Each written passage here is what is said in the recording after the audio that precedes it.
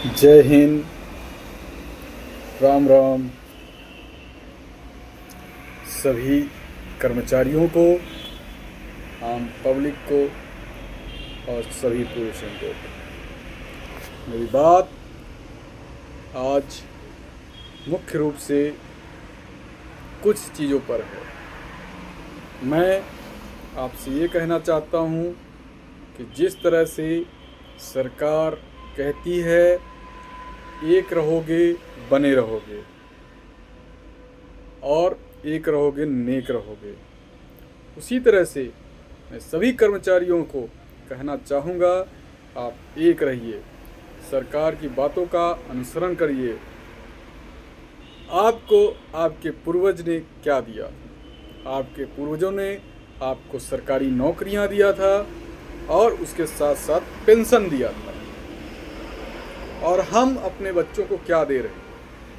हम अपने बच्चों की नौकरियां ख़त्म कर रहे हैं और अपनी पेंशन ख़त्म कर रहे हैं। मेरा साफ साफ कहने का मतलब है कि जो 25 तारीख को एक जन आंदोलन, बहुत बड़ा आंदोलन दिल्ली में होने जा रहा है ओपीएस के लिए, आप सभी लोग उसका समर्थन करें और हर ज़िले में उसका आंदोलन करें। हर ज़िले में कहने का मतलब मेरा कि कम से कम अपने कलेक्टर को तो ज्ञापन दे ही सकते हैं आप सभी लोग। नहीं बहुत बड़ा कदम उठा सकते तो संगठन को समर्थन तो कर सकते हैं, कर्मचारी संगठन को समर्थन तो कर सकते हैं।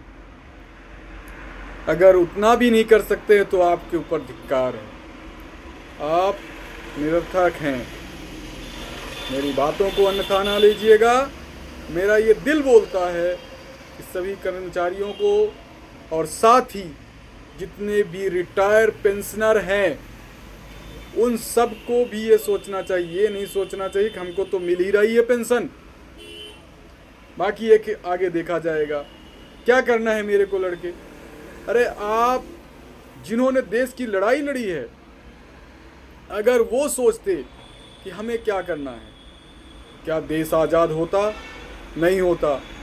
ज़रा उनके बारे में सोचिए जो देश की आज़ादी लड़ाई लड़ी हैं, और जितने क्रांतिकारी हैं, जितने भी देश के लिए बड़े बड़े कार्य किए, उनके बारे में सोचिए कितना उन्होंने संघर्ष झेला है। या जितने भी जन नायक हैं वो कितना संघर्ष झेले हैं, कितनी बार वो जेल गए हैं। इन चीज़ों को जानने की ज़रूरत है, समझने की ज़रूरत है। अगर 45 दिन के आपके नेता पेंशन लेने के अधिकारी हैं तो आपका पूरा अधिकार बनता है ओपीएस लेने का। एक बार भी नहीं सोचा हमारे देश के दिशा निर्देशक जब ये नियम लाए, चाहे 2004 में लाए चाहे कुछ भी, क्या उन्होंने अपनी पेंशन बंद की? क्या उन्होंने न्यू पेंशन स्कीम में आए? क्या उन्होंने अपनी पेंशन के लिए वही रूल, अपने पेमेंट के लिए वही रूल जो कर्मचारियों के लिए रखा वही रखे? मनमानी तरीके से जब चाहे तब अपनी पेमेंट बढ़ाए, अपनी पेंशन बढ़ाए, अपनी फैसिलिटियां बढ़ाए। लेकिन कर्मचारियों के लिए 10 साल का निर्धारण किया, डीए के लिए निर्धारण किया समय, ऐसा क्यों? ये सवाल जनता को करना पड़ेगा।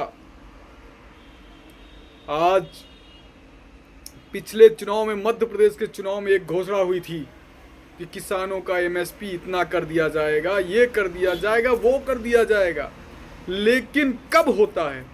मैं बोलता हूँ चुनाव लड़ने वाली पार्टियां घोषणा करती है कि हम ये करेंगे वो करेंगे, और जब जीत जाते हैं, चाहे कोई भी सरकार हो, जब जीत जाती है तो कितना अमल करती है। आज जीतने के बाद मध्य प्रदेश में क्या क्या लागू हुआ?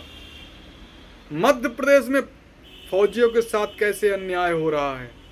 एक तरफ राजपत्र में ये घोषणा होती है कि पूर्व सैनिकों का 50% हाउस टैक्स माफ होगा, और यहाँ नगर निगम मानने के लिए तैयार नहीं है। पूर्व सैनिकों को 10% नौकरी में आरक्षण मिलेगा, लेकिन दिया नहीं जाता है, उसमें चालबाजी खेली जाती है। जैसे पुलिस भर्ती में बहुत बड़ा एक घमासान खेला गया। अगर आप 10% आरक्षण दे तो दीजिए ना 10% आरक्षण, जिसके अंदर क्षमता होगी वो आएगा आगे। आप उसमें गोलमोल करते हैं, ये कैसा न्याय है? मैं सभी को इसीलिए बोलता हूं कि सरकार ने बोला है एक रहोगे तो नेक रहोगे, तो सभी कर्मचारी, सभी पेंशनधारियों को मैं आह्वान करता हूं, आप एक रहें, और एक रहेंगे तो नेक रहेंगे। जय हिंद, राम राम। सभी लोगों को साथ में, क्योंकि किसानों को मैं इसलिए लिया हूं, किसान का ही बेटा फौज में जाता है। ध्यान रखिए आप सभी लोगों को, जिसको भी मेरी वीडियो जाती है, इस पे अमल करने की ज़रूरत है। और 25 तारीख को दिल्ली के मूवमेंट का समर्थन करना है। जिस दूसरे का समर्थन करना है, ना कि वो करेगा तो मेरे को मिल जाएगा, ऐसा नहीं होगा। अगर ऐसा सब ने सोचा तो जाएगा कौन? अगर ये सोचे कि देश की रक्षा वो करेगा, हमको क्या करना है, नहीं, फिर देश की रक्षा करने जाएगा कौन? इसलिए देश पहले, फिर बाकी चीजें। देश पहले है, लेकिन देश के रखवालों को ये सोचना भी पड़ेगा। देश के रखवाले में एक सैनिक ही नहीं आता, सारे कर्मचारी आते हैं, सारे राजनेता आते हैं। राजनेता तो जनसेवक होते हैं, ये क्यों नहीं भूल जाते हैं वो कि मैं जनसेवक हूं, उनको तो सैलरी लेने का भी अधिकार नहीं होता है। लेकिन नहीं, और आम पब्लिक भी बेवकूफ है। सॉरी, इन शब्दों को अन्यथा ना लीजिएगा, क्योंकि आप जनसेवक को पहचान नहीं पाते हैं, बड़ा नाम देखते हैं। क्योंकि आज मीडिया, आज आप बताइए घर में कौन कौन न्यूज़ चैनल देखता है? अगर लोकल मीडिया ना हो तो आपको रियलिटी की पता ना चले। इसलिए मैं आप सबसे आह्वान करता हूं कि नेशनल न्यूज़ को बायकॉट करो और लोकल न्यूज़ को देखो, आपको सारी हकीकत पता चल जाएगी। जय हिंद, राम राम।